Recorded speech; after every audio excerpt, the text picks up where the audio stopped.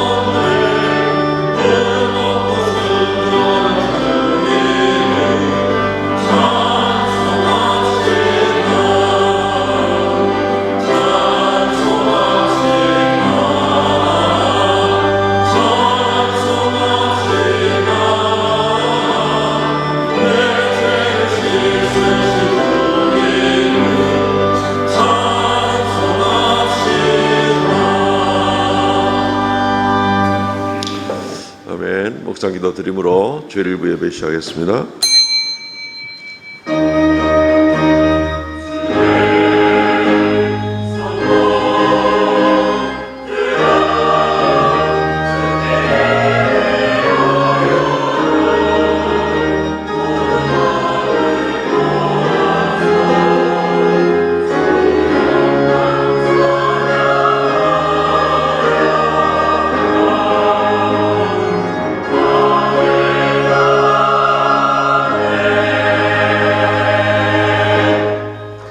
하나님이 미리 아신 자들을 또한 그 아들의 형상을 본받게 하기 위하여 미리 정하셨으니 이는 그로 많은 형제 중에서 맏아들이 되게 하려 하심이니라.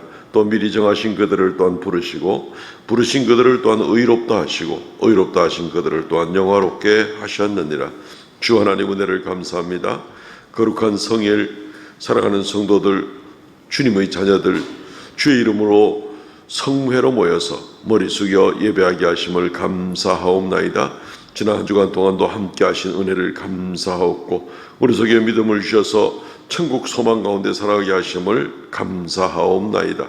우리의 모든 부족하게 섬긴 일들을 긍휼히 여겨주시고 아버지 하나님 사하여 주시며 오늘을 통하여 더욱 새로워지는 놀라운 역사가 있게 하여 주옵소서. 찬양 가운데, 기도 가운데, 말씀 가운데 주의 은혜 충만케 하여 주옵소서. 예배 이 시종을 주 앞에 의탁하옵고 예수님 이름으로 기도하옵나이다. 아멘.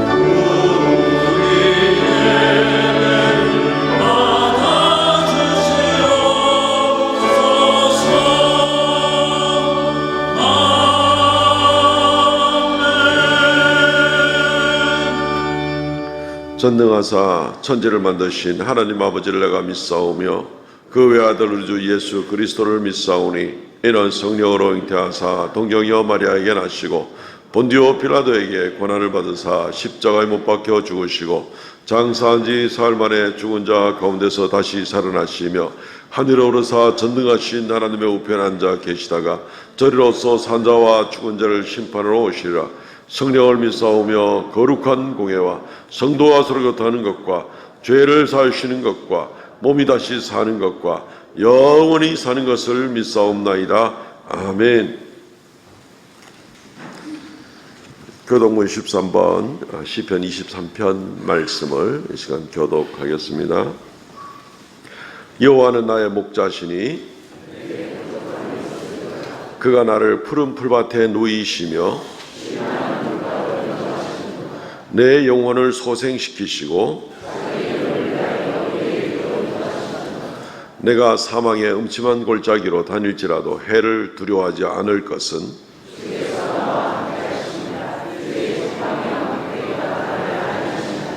주께서 내 원수의 목전에서 내게 상을 차려주시고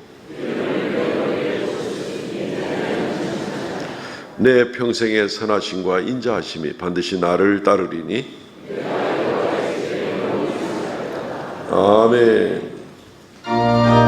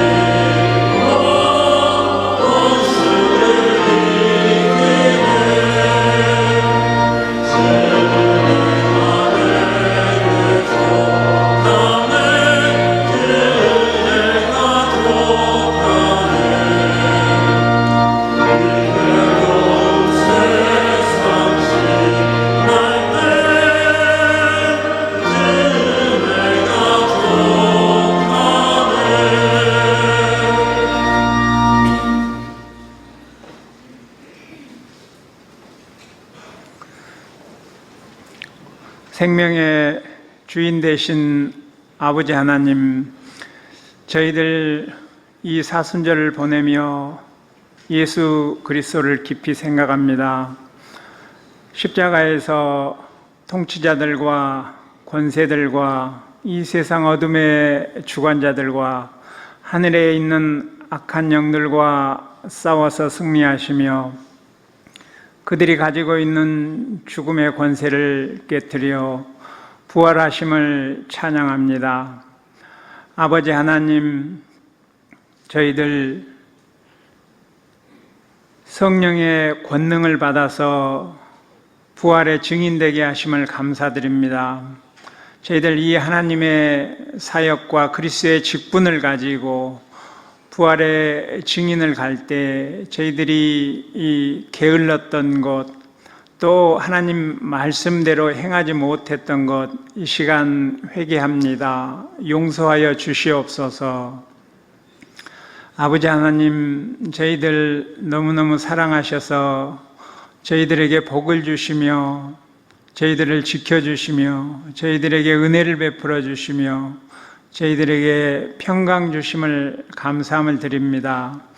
아버지 하나님, 저희들 이 순례의 여정에 믿는 자들에게 표적을 주셨사오니 귀신을 쫓아내며 새 방언을 말하며 뱀을 집어 올리며 무슨 독을 마셔도 해가 되지 아니하며 병든 자에게 손을 얹은즉 낫는 이런 표적을 주셨사오니 저희들 이런 표적을 통하여 믿는 자들이 더 많아지게 하시고 계속해서 이 교회가 부흥하고 성장하도록 이끌어 주시옵소서.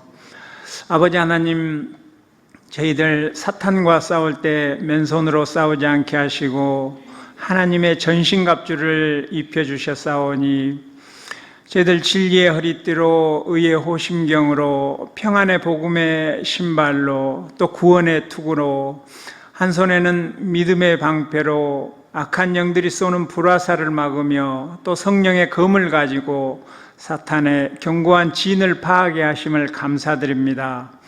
아버지 하나님, 이 시간 단위에 세우신 담임 목사님 장중에 굳게 붙드시고 하늘로부터 내려주시는 말씀을 선포할 때 시간 성령의 검을 날카롭게 가는 시간 되게 하여 주시옵소서. 호산나 찬양대 정성껏 준비한 찬양 올려드립니다. 아버지 하나님, 저희들 이 순례의 여정에 행군 나팔 소리로 저희들을 깨워주시고 또 이 찬양을 통하여 새 힘을 얻어서 한 주간 또 힘차게 전진하는 저희들 되게 하여 주시옵소서. 예수님의 이름으로 기도드리옵나이다. 아멘.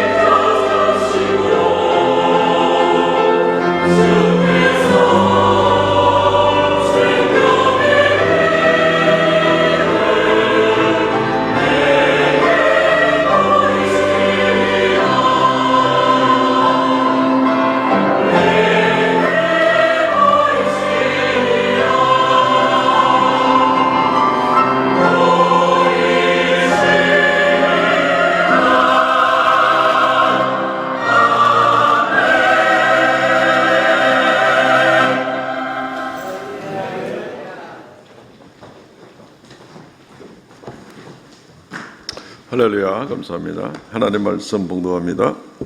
고린도후서 3장입니다. 고린도후서 3장 1절로 11절까지 그리고 18절 말씀을 봉독하겠습니다. 우리가 다시 자천하기를 시작하겠느냐? 우리가 어찌 어떤 사람처럼 추천서를 너희에게 붙이거나 혹은 너희에게 받거나 할 필요가 있느냐? 너희는 우리의 편지라 우리 마음에 썼고 무사람이 알고 읽는 바라. 너희는 우리로 말미암아 나타난 그리스도의 편지니 이는 먹으로 쓴 것이 아니요 오직 살아계신 하나님의 영으로 쓴 것이며 또 돌판에 쓴 것이 아니요 오직 육의 마음판에 쓴 것이라. 우리가 그리스도로 말미암아 하나님을 향하여 이같이 확신이 있으니 우리가 무슨 일이든지 우리에게서 난 것 같이 스스로 만족할 것이 아니니 우리의 만족은 오직 하나님으로부터 나느니라. 그가 또 우리를 새 언약의 일꾼으로 되기에 만족하게 하셨으니 율법 조문으로 하지 아니하고 오직 영으로 함이니 율법 조문은 죽이는 것이요 영은 살리는 것이니라. 돌에 써서 새겨 죽게 하는 율법 조문의 직분도 영광이 있어 이스라엘 자손들의 모세의 얼굴에 없어질 영광 때문에 그의 얼굴을 주목하지 못하였거든. 하물며 영의 직분은 더욱 영광이 있지 아니하겠느냐? 정죄의 직분도 영광이 있은즉 의의 직분은 더 영광이 더욱 넘치리라. 영광되었던 것이 더 큰 영광으로 말미암아 이에 영광될 것이 없으나 없어질 것도 영광으로 말미암은즉 길이 있을 것은 더욱 영광 가운데 있느니라. 18절로 건너갑니다.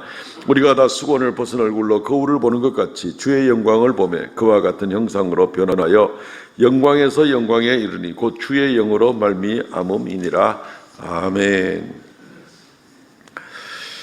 오늘 고린도후서 3장에 있는 말씀을 통하여서 그리스도인의 진정한 자랑에 대해서 오늘 하나님의 말씀을 같이 증거하도록 하겠습니다. 그리스도인의 진정한 자랑거리에 대해서 이야기를 하려고 합니다. 고린도 교회가 처음 세워진 것은 사도 바울로 말미암아 세워졌습니다. AD 50년에서 52년 사이입니다. 근데 바울이 이제 그것을 떠난 이후로 고린도 교회는 여러 가지 어려움을 겪게 됩니다. 이 세속화에 대한 문제를 겪게 되죠. 그래서 고린도 교회 안에는 이 당파를 나누는 문제, 음란의 문제, 교인들끼리 서로 고소 고발을 하는 문제, 그리고 심지어 성찬식을 할 때에도 바른 성찬을 하지 않고 탐욕 가운데 성찬에 임하는 문제, 고린도 교회의 문제들이 참 많이 있었습니다. 그래서 사도 바울이 고린도 전서를 기록을 합니다. 고린도 전서가 전달된 이후에 고린도 교회는 좀 많이 안정되고 회복이 되는 그런 모습이 있었습니다. 그러나 그 이후에도 고린도 교회는 다시 또 여러 가지 어려움들에 휘말리게 됩니다. 환경 자체가 그렇게 썩 좋지가 않은데 고린도라는 그 도시는 오늘날은 그 아주 이 큰 운하로 인해서 굉장히 유명한 도시가 되어버렸지만 예전에 고린도라는 도시는 로마 제국의 4대 도시 중에 하나인 굉장한 도시였습니다. 문화, 교통, 또 예술, 또 모든 면에서 사치와 향락 이런 것들이 아주 막 넘치는 그런 도시였습니다.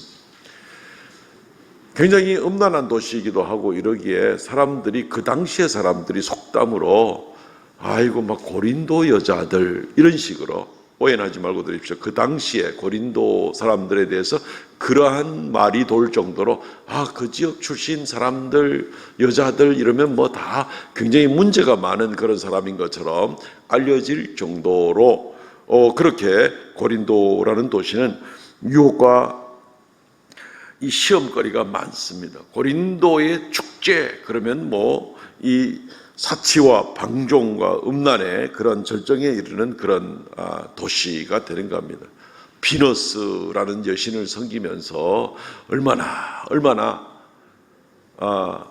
이 인간의 타락을 조장을 하는 그런 문화가 가득 차 있는 도시가 고린도라는 도시였습니다. 여기서 고린도 교회가 진리를 지키고 순결한 모습으로 신앙생활을 성도들이 감당해내기가 그렇게 쉽지가 않은 거죠. 끊임없이 유혹이 오게 되고 오히려 또 세상을 따라가지 않으면 오히려 교인들이 왕따를 당하는 이런 모습들을 보게 되면서 고린도 교회가 정말 쉽지 않은 어려움이 있겠구나 싶은 그런 생각을 우리가 할 수가 있는 것입니다.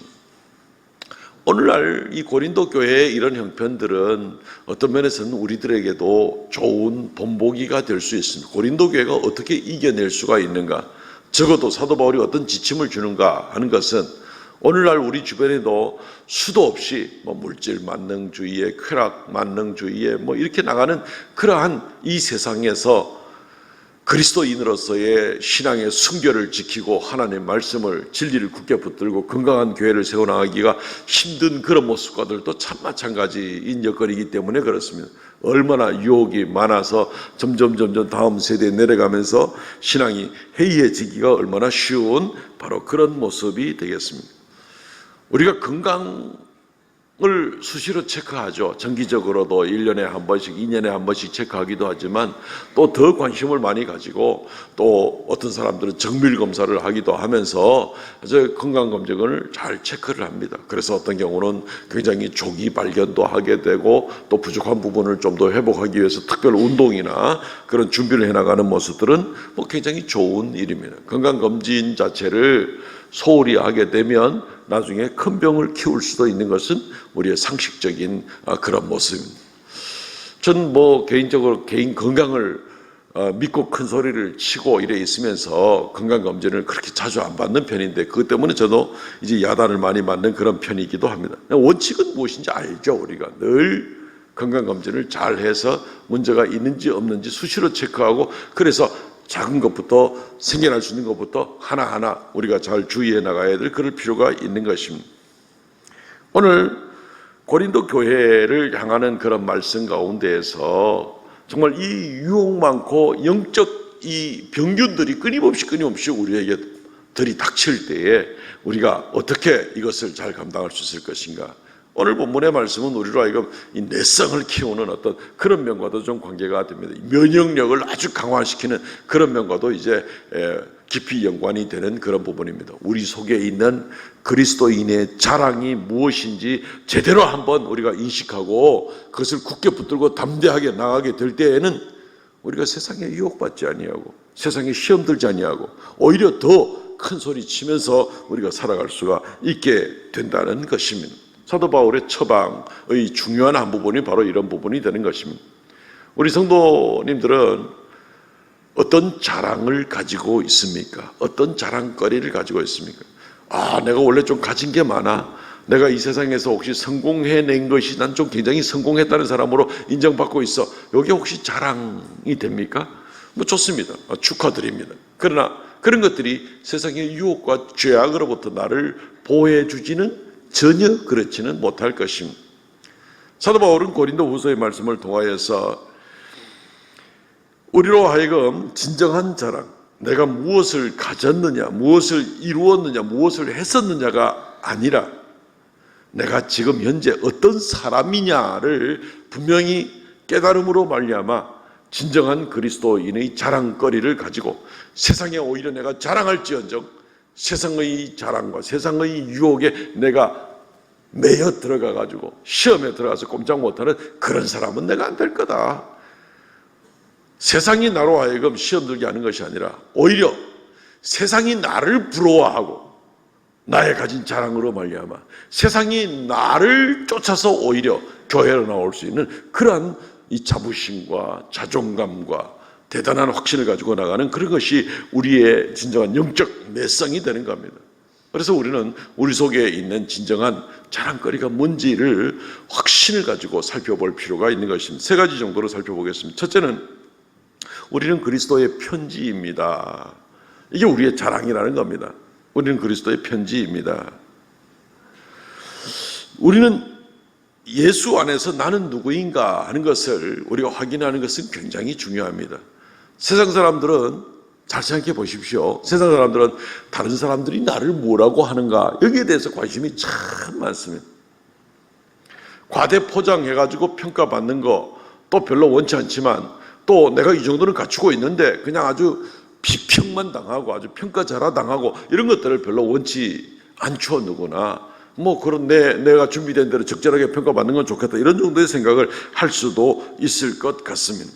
그래서 혹시 세상이 나를 몰라주고 세상이 나를 공연히 비판하고 내 값어치를 형편없는 걸로 만들어 버릴 때 막 화가 나는 거죠. 이게 보통 세상 사람들의 자기 평가에 대한 그런 기준이 될 수가 있습니다. 요즘에 보면은 이제 총선이 이제 4월 달로 이제 다가오게 되면서 그 거대 정당부터 시작을 해가지고 이 국회의원 지역별 지역구 국회의원 공천 문제 때문에 늘 이렇게 뉴스들이 매일매일 나옵니다. 그런데 거기에 보면은 매일 들어볼 수 있는 또 한 가지 소식이, 나는 당연히 공천될 줄 알았는데 나를 공천해서 그냥 아예 기본이 안 된 자격 자체를 없애버린, 경선할 자격도 안 되도록 그냥 막 컷오프 시켰다 그러죠, 요즘에. 그냥 그렇게 잘라버리고 나를 하위 10%, 하위 20%에 몰아넣어가지고 나를 이렇게 하는 것은 이건 부당하다 이래가지고 뭐 지금 탈당하고 막 비난하고 막 난리가 나는 겁니다. 내가 그 정도 가치보다는 훨씬 더 되는데 왜 나를 이렇게 쉽게 평가하느냐. 그 사람들의 마음이죠. 그럴 수 있겠다 싶은 생각이 얼마든지 드는 겁니다. 뭐 여당이나 야당이나 마찬가지죠. 바울은 비슷한 이런 모습에 처하게 되었을 때 어떻게 바울이 대응을 하는가 하는 모습을 가지고 우리가 교훈을 얻기를 원합니다. 사도 바울이 고린도 교회를 세웠습니다. 거기에 2년 이상 머물면서 교회를 견고하게 말씀으로 잘 세웠습니다.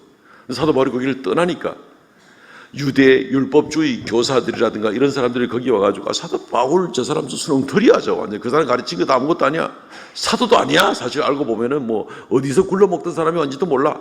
사도 바울에 대해서 막 비난을 하게 되고 이러자 고린도 교회 성도들이 많이 흔들리게 됐습니다. 우리가 속았는가 봐. 우리가 뭐 잘못 알았는가 봐. 이러면서 이런 얘기를 사도 바울이 듣게 되니까 막 속이 뒤틀어지는 겁니다. 자기는 그리스도 예수를 위해서 그렇게 헌신하고 자기의 성경적인 말씀을 가지고 하나님께 은혜 받은 대로 그렇게 열심으로 간절한 마음으로 고린도 교회를 세웠는데 사도 바울이 여기에 대해서 오해를 받게 되고 평가절하 받게 되니까 얼마나 속이 상하겠습니까? 그래서 사도 바울이 오늘 이 그리스도의 편지라는 얘기를 하고, 나는 나를 위한 추천서를 다시 쓰지 않겠다. 여러분들 앞에 그 사람들이 나를 어떻게 막 비난하고 비판하고 이래 있지만, 그래서 많은 영향을 받고 있지만 내가 나를 다시 추천하는 그런 식으로는 하지 않겠다라고 반응을 하는 겁니다. 이 부분 우리가 붙잡아야 될 첫 번째 포인트라는 것입니다. 오늘 1절, 2절, 3절 말씀을 다시 한번 읽어보겠습니다. 우리가 다시 자천하기를 시작했느냐. 우리가 어찌 어떤 사람처럼 추천서를 너희에게 또 붙이겠느냐. 2절, 너희는 우리의 편지라 우리는 마음에 썼다. 3절, 너희는 우리로 말미암아 나타난 그리스도의 편지고, 이건 먹으러 쓴 것도 아니고 돌판에 쓴 것도 아니고 마음판에 쓴 거기 때문에 내가 나를 추천하는 편지 내가 다시 쓸 필요가 없다. 난 그런 거 기대도 안 하고 거기에 내가 휘둘리지도 않겠다 라고 이렇게 이야기를 하고 있는 것입니다. 그리스도의 편지라는 말은 추천하는 편지, 추천서를 말합니다. 추천서는 굉장히 중요하죠. 어디에 뭐 학교를 입학을 하려고 한다든가, 또는 뭐 혹시 외국에 나서 비자에 문제가 조금이라도 있을 것 같다든가, 아니면 새로운 영역의 비자를 좀 받으려고 한다든가, 이런 반드시 추천서가 필요합니다. 이 추천서 내용이 얼마나 아주 권위가 있고 내용이 실제로 중요한 것인가에 대해서 뭐 이런 추천서들이 필요한 겁니다. 대학을 들어갈 때도 마찬가지 그런 모습들을 보게 되는 겁니다. 추천서의 역량은 중요하죠. 바울은 내가 고린도 교회에 나를 인정받기 위해서 추천하는 편지를 다시 쓰지 않겠다라고 그렇게 이야기를 하고 있습니다. 사도 바울이 개척해서 세운 교회인데 사도 바울을 완전히 무시를 하니 속이 상하기 그지없지만, 그럼에도 불구하고 사도 바울은 내 과거를 다 그냥 연도별로 엮어가지고 월별로 엮어가지고 고린도 교인들에게 상세하게 써가지고 추천서 쓰고 다시 인정받게 되는 그런 일 하지 않겠다라는 것입니다. 사도 바울은 지금 고린도 교인들이요, 여러분들이 마음속에 새겨진 이미 그리스도의 편지가, 여러분들이 바로 그리스도의 편지고 여러분들 마음속에 새겨진 그 편지, 곧 나에 대한 추천서도 되는 그 편지가 여러분들의 마음속에 있는데 내가 말로 다시 쓸 필요가 있겠냐? 나는 쓸 필요가 없겠다라고 이야기를 하고 있는 것입니다. 사도 바울은 심지어 이것은 돌판에 쓴 것이 아니라 마음판에 쓴 것이라고까지 이야기를 합니다. 돌판에다가 이 돌서판에다가 뭐 편지를 쓰거나 뭐 권위 있는 증서를 만들어 주거나 이러면 이 돌판의 내용은 절대로 바꿀 수 없으니까 얼마나 든든한 편지고 확실한 그러한 추천서가 되겠습니까마는 나는 그것보다도 더 확실한 추천서 편지가 여러분들의 마음에 새겨져 있기 때문에 나는 전혀 따로 쓸 필요가 없다는 것을 여러분들에게 말씀을 드립니다 라고 얘기하고 있는 겁니다. 사도 바울이 고린도 교인들의 심령 가운데 새겨진 편지, 추천서라는 것은 무엇인가 하면은 사도 바울이 그리스도 예수의 복음을 전할 때에 그들이 예수 그리스도를 영접하였고 성령으로 말미암아 믿음이 생기고 하나님을 의지하는 삶을 사도 바울과 함께 있을 때 잘 감당했을 때 하나님께서 함께 하시는 놀라운 은혜의 역사, 성령의 역사가 이미 그들에게 한 수많은 분명한 증거가 여러분들에게 있는데 성령께서 여러분들의 심령판에다가 새겨주고 경험하게 하고 확신하게 한 그래서 구원에 이르게 만든 그 놀랍고 명백한 증거가 있는데 내가 다시 무슨 뭐 종이나 돌판에 무슨 추천서 써가지고 다시 명백한 증거가 있기 때문에 내가 다시 추천서를 쓰거나 그럴 필요가 없습니다 라고 그렇게 이야기를 하고 있는 것입니다. 결국 너희가 그리스도 예수의 편지다. 여러분들이 바로 그리스도 예수의 추천서가 되는 겁니다. 사도 바울이 전한 말씀대로 그들은 실제로 그리스도 예수로 말미암아 영생 얻고 죄 용서 받고 구원 받고 그리고 기쁨 가운데 성령 충만한 데 살아왔던 여러분들의 삶 가운데 믿음 가운데 드러난 그 자체가 이미 사도 바울이 증거한 모든 말씀이 진리라는 것을 명백하게 증거해 주는 그런 모습인데 달리 뭘 또 증명할 아무런 이유가 없는 것입니다. 그래서 여러분들이 편지입니다. 여러분들이 추천서입니다. 내가 다시 다른 사람들 앞에 율법 교사들에게 사도 바울을 비난하는 사람들에게 그 사람들을 설득해서 어떻게 내가 인정받으려고 그렇게 전혀 그럴 필요가 없습니다. 돌판에 쓰는 게 낫습니까? 마음판에 쓰는 게 낫습니까? 사람들의 인정을 받는 게 낫습니까? 그리스도 예수께서 사도 바울이 증거한 복음의 말씀 때문에 예수께서 그 말씀을 듣는 모든 고린도 교인들의 심령 가운데 역사에서 나타나는 성령의 역사로 생생하게 기억되고 남아있는 그것이 더 중요한 겁니까? 무르나 만한 얘기죠. 너무나 명백하게 대조가 되는 그런 내용. 그래서 사도 바울은 내가 그렇게 할 필요가 없습니다 라고 얘기를 하는 겁니다. 이 편지라는 것이 고대에 두루마리 말아가지고 탁 종이 마지막 봉하는 부분에 진흙 같은 거 탁 발라가지고 도장 콱 찍고 그런 얘기 몇 번 들어보셨잖아요. 그리고 그것은 도장을 딱 찍을 때 뭘 찍냐면 그 가문의 도장을 찍는 겁니다. 예. 그래서 그 가문의 권위를 얘기하는 겁니다. 편지라고 할 때 예수 그리스도의 도장이 찍혔다라고 얘기를 한다면 그것은 예수 그리스도의 편지고 예수 그리스도에게 소속된 것이다 라고 얘기합니다. 그래서 고대는 편지거래나 아니면 심지어 도자기 손잡이나 이런 데서 그 가문의 인장 반지를 찍어 놓습니다. 이게 누구 편지다, 이게 누구에게 속한 도자기다 이런 걸 얘기하는 겁니다. 소유라는 얘기죠. 여러분들이 그리스도의 편지입니다. 여러분들이 내가 증거한 복음으로 말미암아 여러분들에게 확실한 체험을 가지고 있는 인장반지가 확 찍힌 여러분들은 바로 그리스도 예수의 소유가 되는 바로 그것입니다. 그렇기 때문에 내가 율법 선생들이나 다른 사람들한테 인정받으려고 따로 노력할 필요가 없습니다 라고 얘기하는 겁니다. 이 말은 우리가 적용적으로 우리가 세상에 있는 사람들 앞에 세상 사람들은 우리에게 온갖 그 세상적인 기준을 가지고 우리를 판단하려고 할 겁니다. 그렇지 않습니까? 예, 뭘 얼마나 가졌냐, 얼마나 이뤘냐, 자녀가 뭐 어쩌고 저쩌고, 키가 크니 작으니 헤어스타일이 어쩌니 저쩌니 온갖을 가지고 자기들의 기준을 가지고 우리를 판단하려고 들 겁니다. 우리는 거기에 대해서 뭐라고 얘기를 할 수 있어야 됩니까?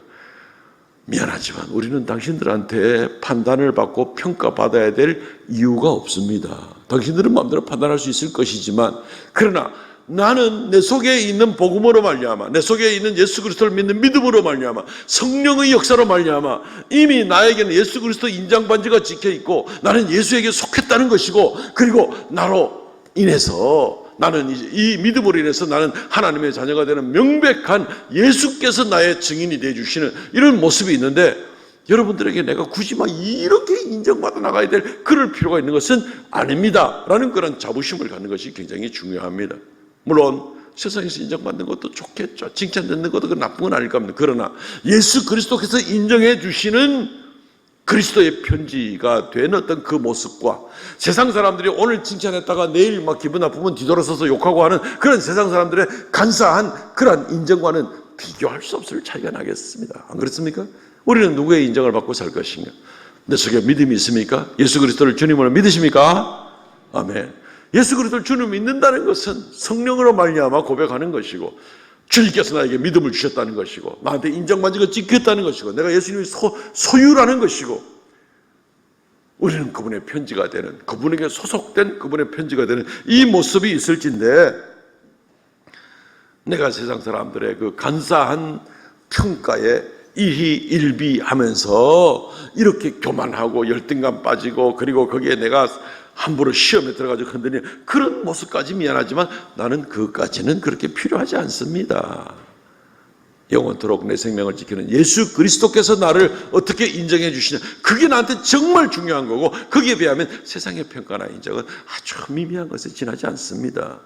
사도 바울의 중심이 그러하고, 사랑하는 성도들께서 바로 이 예수로 말미암아 받은 이 추천장이 내 속에 있는 그런 모습이라면 세상 사람들의 평가에 너무 휘둘리지 않으시기를 바랍니다. 우리는 예수께 속한 사람들입니다.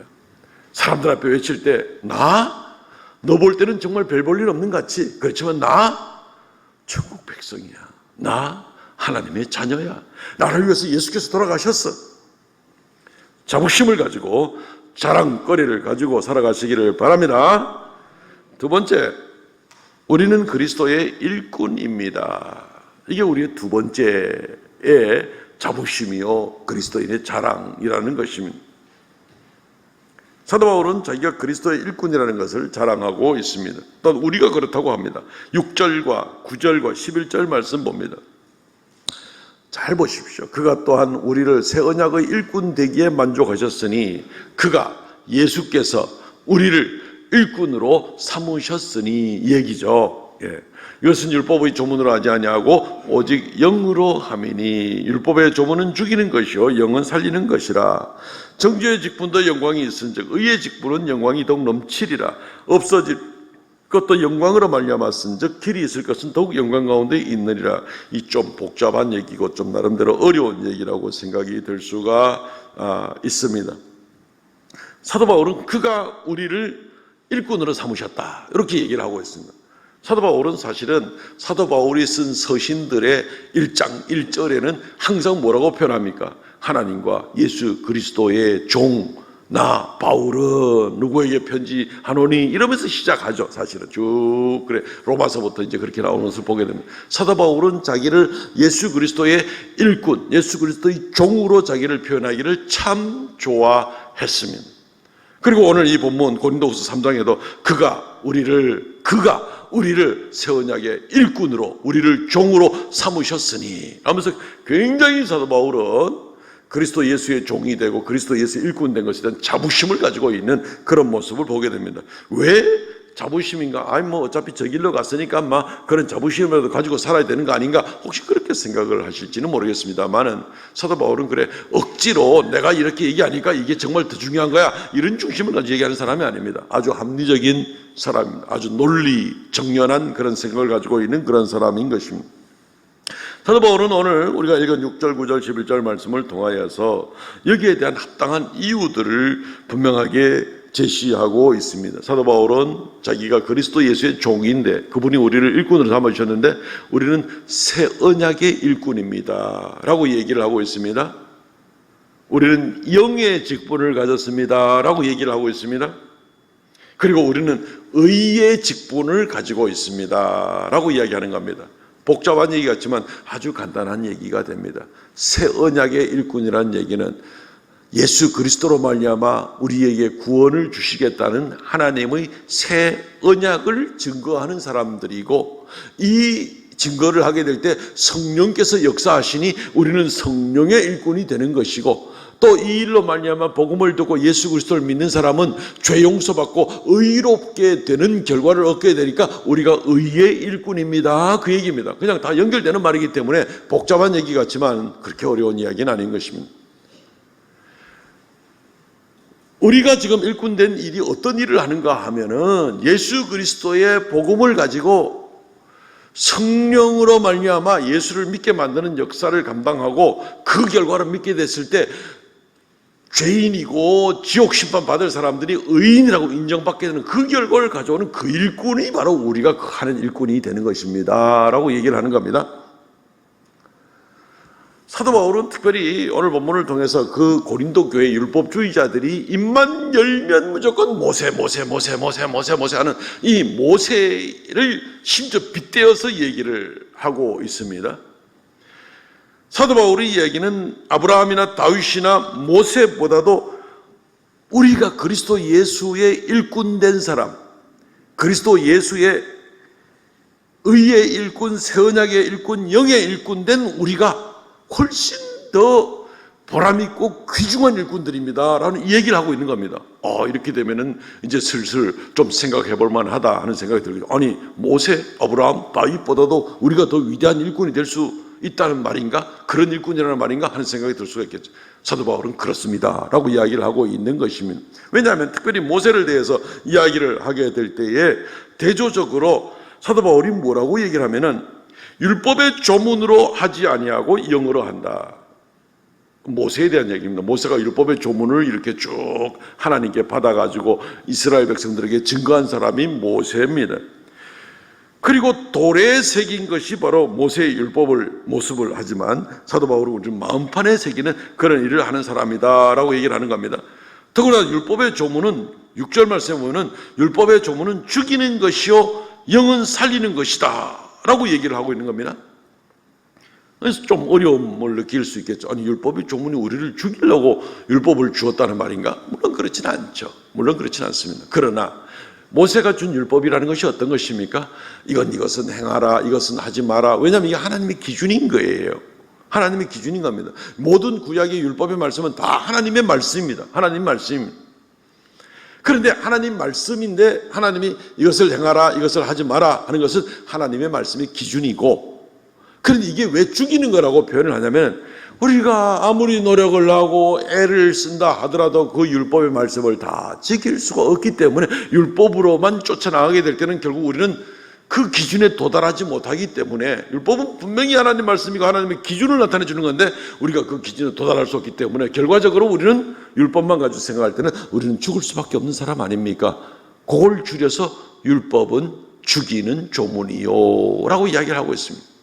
그런데 우리가 전하는, 사도 바울이 전하는 이 의의 일꾼, 그리고 영의 일꾼, 그리고 나서 우리가 바로 새 언약의 일꾼 된 사람들은 어떤 모습을 하니까 그 율법도 다 지키지도 못하는 줄도 알고 다 알지도 못하는 줄도 알지만 한 가지 아는 것, 예수 그리스도를 믿으면, 예수 그리스도께서 십자가에 달리신 것을 믿으면 그분이 우리 죄값을 대신 치르시고 죽으신 것 때문에 우리는 죄 용서받고 우리는 모든 죄값이 치러지게 되고 그래서 하나님 앞에 의로운 자가 될 수 있습니다.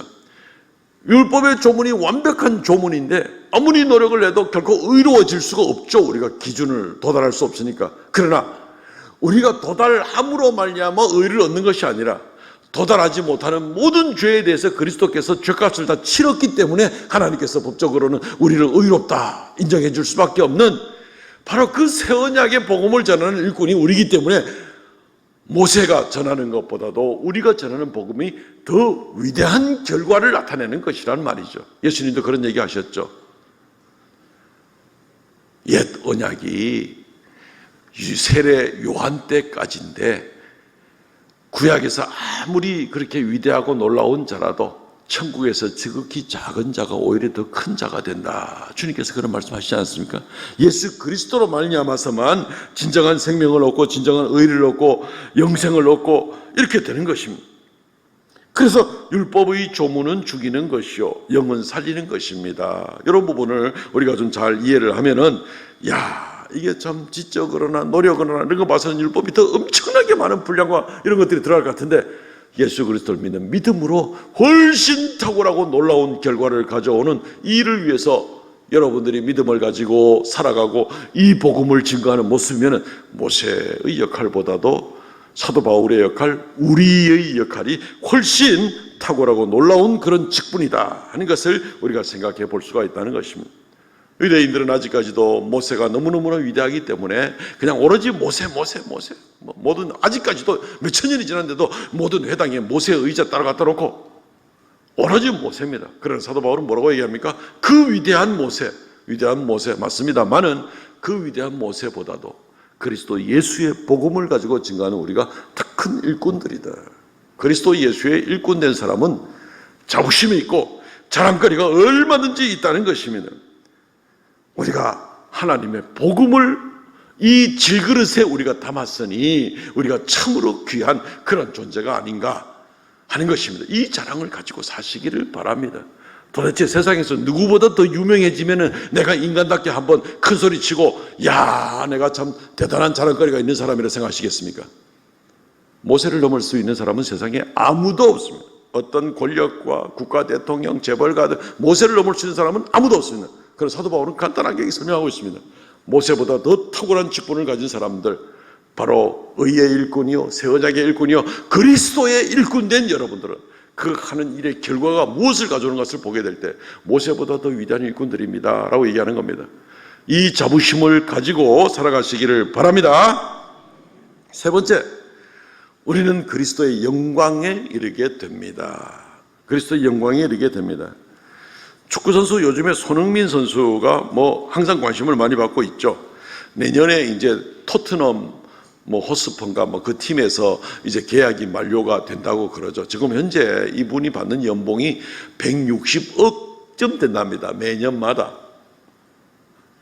놀라지도 않네요. 그죠? 그거 우습게 보입니까?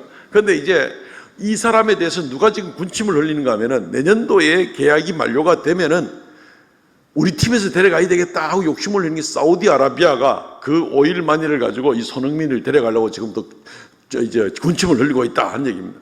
이적료 800억 내지 900억은 그쪽 구단에 줘야 되고 그 다음에 연봉으로 제시하는 게 얼마냐면 4년씩 계약을 하는데 1년에 420억씩 하면은 4년 동안에 1680억이 됩니다. 제가 만져보지 못해도 계산합니다.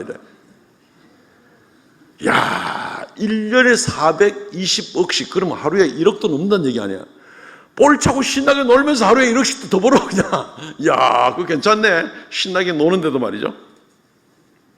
사람은 누구나 영광스럽기를 원합니다.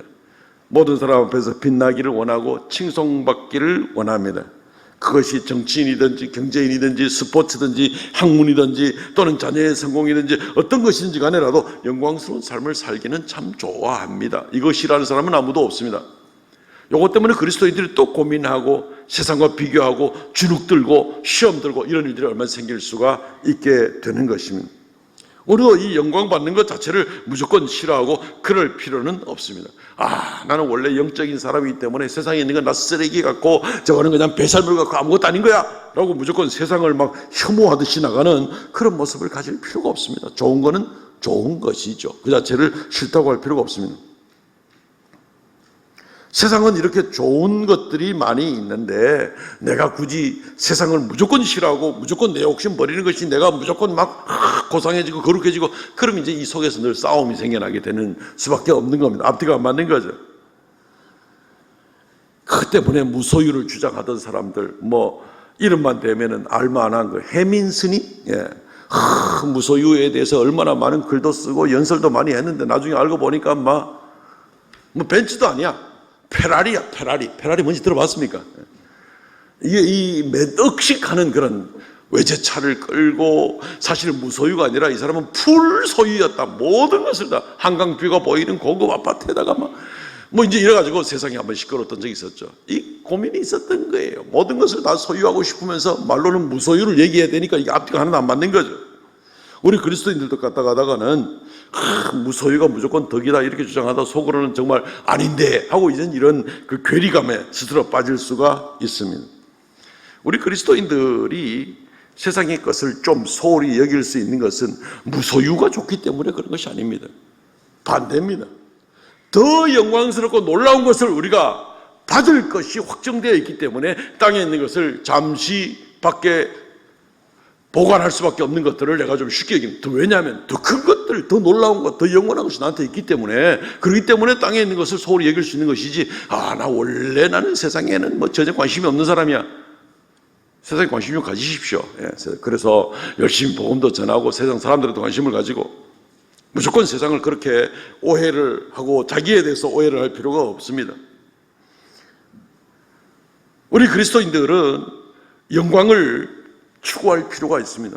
이런 얘기를 들으면 저 목사님께서 왜 저런 말씀하실까? 우리가 하나님의 영광을 위해 살아야지 내 영광을 추구한다는 게 이게 무슨 말이야? 그게 비성경적인 거 아니야? 라고 생각을 하실지 모르겠습니다. 그러나 놀라지 마십시오. 하나님도 우리가 영광 받으시기를 원하십니다. 로마서 8장 30절 말씀. 또 미리 정하신 그들을 또한 부르시고 부르신 그들을 또한 의롭다 하시고 의롭다 한 그들을 또한 영화롭다 하셨느니라. 예수 그리스도께서 요한복음 7장에 하나님 아버지께 기도할 때 뭐라고까지 기도하지 않습니까? 내 안에 있는 영광을 저들에게 주십시오까지 얘기를 합니다. 우리 그리스도인들이 영광을 사모하고 이 받을 영광이 얼마나 놀라운 건지를 우리가 알 필요가 있다는 것입니다. 오늘 본문 말씀에도 사도 바울이 이 부분에 대해서 고린도 교인들에게 분명히 이야기를 하고 있습니다. 18절 말씀, 고린도후서 3장 18절 말씀. 우리가 다 수건을 벗은 얼굴로 거울을 보는 것 같이 주의 영광을 보매 그와 같은 형상으로 변화하여 영광에서 영광에 이르니 곧 주의 영으로 말미암음이라.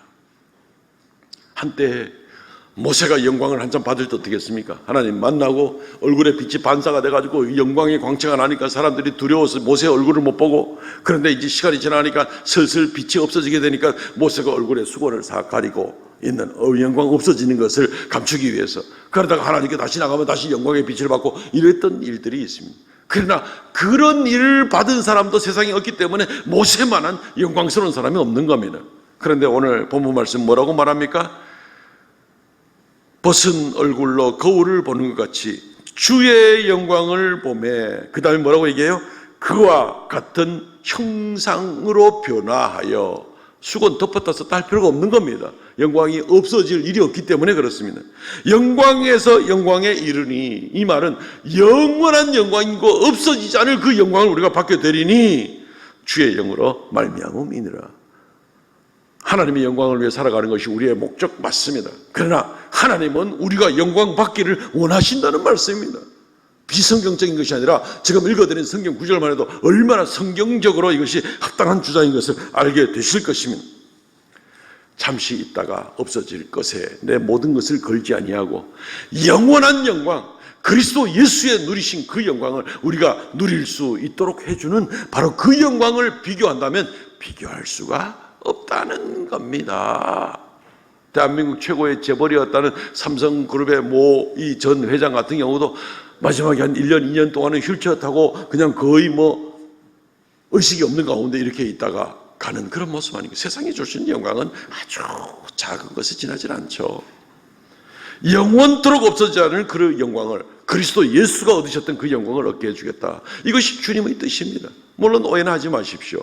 예수께서 누리신 그 영광을, 부활하신 이후에 누리신 영광을 우리에게 주신다 그래가지고 우리가 그리스도가 되거나 우리가 하나님이 되는 것은 아닙니다. 그 영광은 우리가 다 측량할 수 없습니다. 그러나 적어도 한 가지는 분명하죠. 예수 그리스도께서 부활하신다면, 그냥 보통 인간인 줄 알았는데 죽으시고 부활하신 다음에 그 부활하신 예수를 보니까 너무너무 놀랍고 광채나고 신비한 그런 그 영광의 모습 하나만큼은 적어도 우리에게 더 분명한 거죠.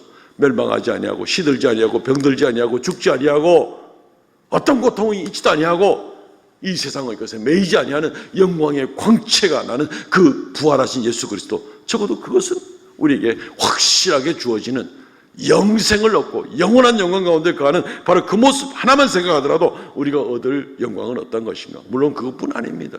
성경이 우리에게 다 이야기를 안 해줘서 그렇지, 이루 말할 수 없는 영원한 영광을 우리에게 주셨음에 우리가 더 그것을 사모하고 그것에 더 가까이 나가기 위해서 세상에 있는 것들을 절제하고 쉽게 여기고 복음에 어긋나거나 하나님 말씀에 불순종하게 될 것 같으면 기꺼이 버리기라도 하면서 싫어서 아니면 추해서 더러워서가 아니라 더 위대하고 놀랍고 영원한 영광이 우리에게 보장되어 있기 때문에 그것을 사모하지, 그것을 준비하지, 그걸 위해서 내가 땅에 있는 것을 소홀히 여길 수가 있다는 이 믿음인 겁니다. 사도 바울이 우리 그리스도인들에게 바로 이런 영광이 있다는 것을 지금 이야기하고 있지 않습니까? 이게 바로 우리의 자랑인 겁니다.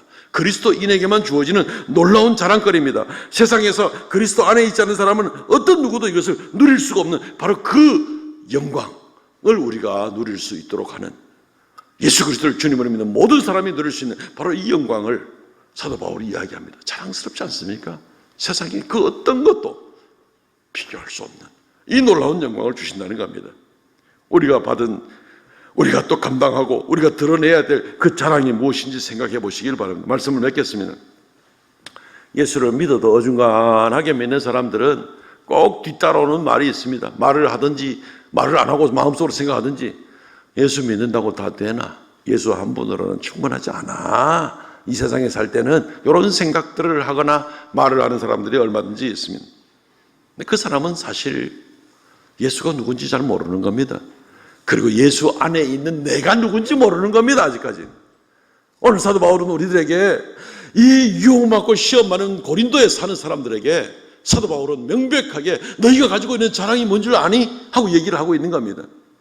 너희가 가지고 있는 그 자랑이라는 것은 너희가 바로 그리스도의 편지요, 그리스도의 인장반지 찍힌 사람이요, 너희가 바로 예수 그리스도의 소유가 된 하나님의 자녀들인데 그래도 세상의 인정이 그렇게 많이 필요하냐라고 사도 바울이 이야기를 하고 있는 겁니다.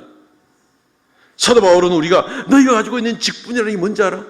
지구상에 가장 위대했던 하나님의 선지자인 모세가 가졌던 그 직분보다 여러분들의 직분은 더 놀라운데, 율법으로 인해서 기준만을 제시하고 거기에 도달하지 못하는 걸 깨닫게 하는 그 율법에 머무는 것이 아니라 예수 그리스도를 증거함으로 말미암아서 생명을 얻게 하고 의를 얻게 하고 영광으로 나아가게 만드는 이 복음을 증거하는 여러분들의 직분이 모세의 직분보다 얼마나 더 위대한 줄 알아? 이거 자랑해야 된다는 겁니다.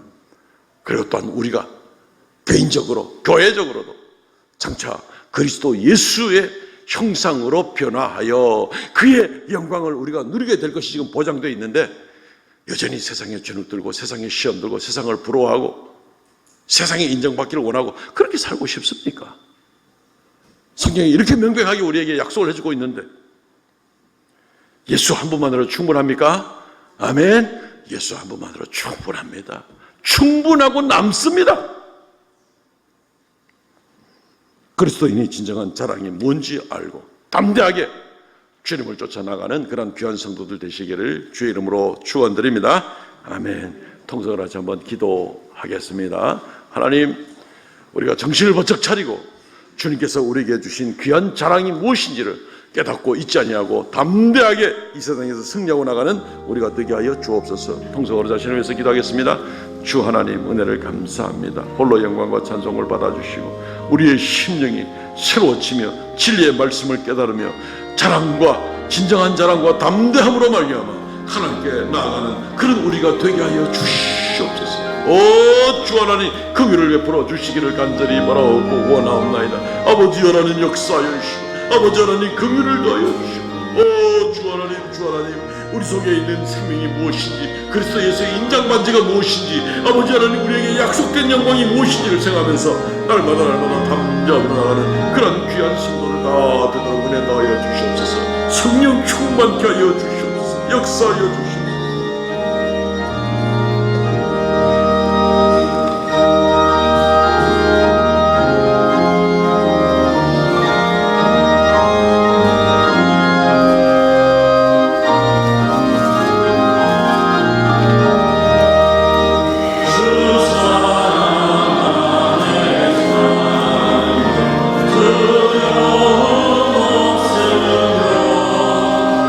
그 사랑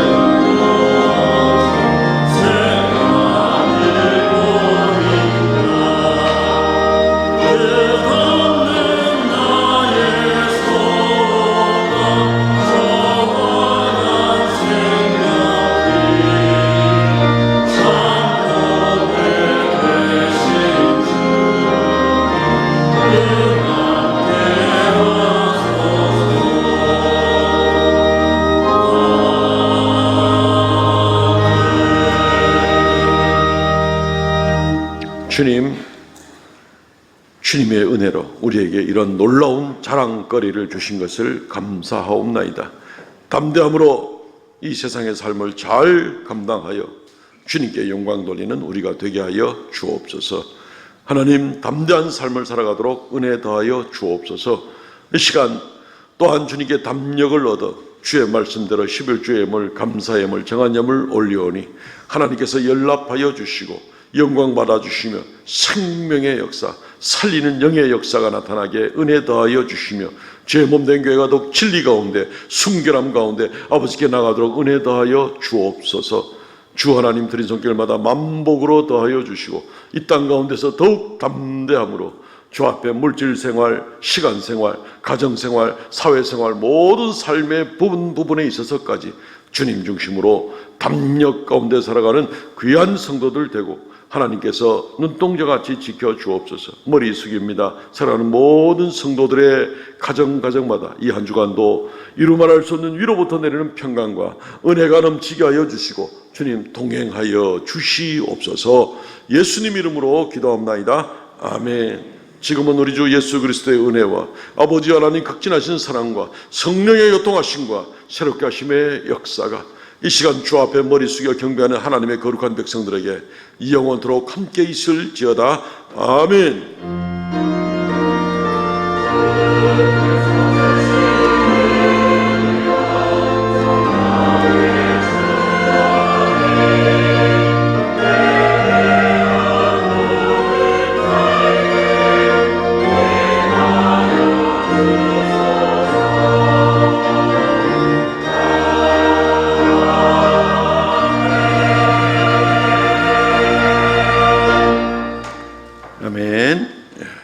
예배를 마쳤습니다. 우리 성도들의 교제 시간입니다.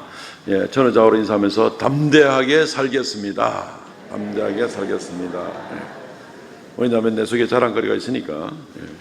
주보를 참조해 주시고요. 광고를 드립니다. 이번 주 읽을 말씀은 에스라 욥기입니다. 에스라서부터 욥기까지. 다음 주 오후 예배는 이남전대 헌신 예배를 드립니다. 말씀은 대연교회 정광욱 목사님께서 전해주시겠습니다. 오늘 2부 예배는 중고등부와 청년부가 함께하는 온세대 예배로 드립니다. 또 담임 목사님과 함께하는 성경 공부관이 이제 3월달에 또 개강을 합니다. 올해는 귀납법적 성경 공부를 하려고 합니다. 누구나 올 수 있으니까 많이 신청해 주시고 금요일 저녁 기도에 마친 다음에 진행이 됩니다. 많이 참석해 주시면 고맙겠습니다. 삼성 제자훈련원에서 제자반 14기 아니에요 혹시? 13기 맞습니까? 13기를 모집을 합니다. 제자반입니다. 사역자반은 작년 2학기 때 시작한 것이 있어서 그대로 진행을 합니다.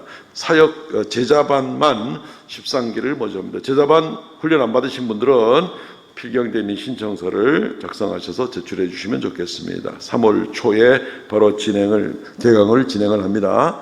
다음 주에는 정기재직회 모임이 있습니다. 정기재직회 모임은 오후 예배 후에 있겠습니다. 2부 예배 후가 아니고 오후 예배에 있겠습니다. 우리가 오후 예배도 이제 2시 반으로 당겼고 중간 시간이 굉장히 좁습니다. 그래서 오후 예배 후에 정기재직회를 진행을 합니다. 다음 주일 지나고 나서 열릴 여러 가지 우리가 이제 봄학기에 시작될 많은 것들이 있죠. 통독반, 권사기도회, 은퇴권사기도회, 금요전도대가 다 진행이 됩니다. 미리 한 주간 땡겨서 광고를 했는데 다음 주에 한 번 더 광고 나갈 텐데 미리 마음으로 준비해 주시기를 바랍니다. 이제 오늘까지 중고등부 동계수련회, 초등부 겨울수련회가 잘 마치게 됩니다. 끝까지 기도해 주십시오. 오늘 정기당회 모임이 있습니다. 원래 오늘 오후 예배 후에 항존직 상기도를 가려고 그랬는데 기도원이 동파가 생겨서 시설을 지금 잠시 사용할 수가 없고 4월 넘어가면 쓸 수 있다 그래서 연기하게 됐습니다. 양해를 부탁을 드립니다. 오늘 성경헌금 드리는 주일입니다. 오후에 시간을 갖겠고 오후에 꼭 사정이 있어 참석 못 하시는데 성경 완금하실 분들은 뒤에 연보함에 넣어주시면 그 봉투대로 이렇게 잘 관리를 해드리도록 하겠습니다. 이번 주 금요 성령 집회 봉사는 사여전도회고요. 금일 저녁 식사는 정진숙 집사님 가정에서 섬깁니다. 점심 식사입니다. 예, 죄송합니다. 웬 떡이냐 싶었죠. 예, 오늘 점심도 주고 저녁도 주나 싶었죠. 예, 점심입니다. 점심. 예, 죄송합니다. 큰일 날 뻔했습니다. 예. 정진숙 집사님 가정에서 오늘 점심 대접하십니다. 새가족 등록 지난주에 또 세 분이 또 등록해 주셨습니다. 많은 분들이 인도하신다고 수고하셨고요. 이 새가족들 또 사진 다 붙여놓고 이렇게 하니까 얼굴 보이는 대로 주 안에 좋은 교제할 수 있고 교회 잘 적응할 수 있도록 하면 좋겠습니다. 성경 완독자 김준기 집사님, 박계순 권사님, 송태현 권사님, 개인 필사 완료자 허영희 권사님 모두 수고 많으셨습니다. 감사를 드립니다. 일어나서 배송 부르고 마칩니다.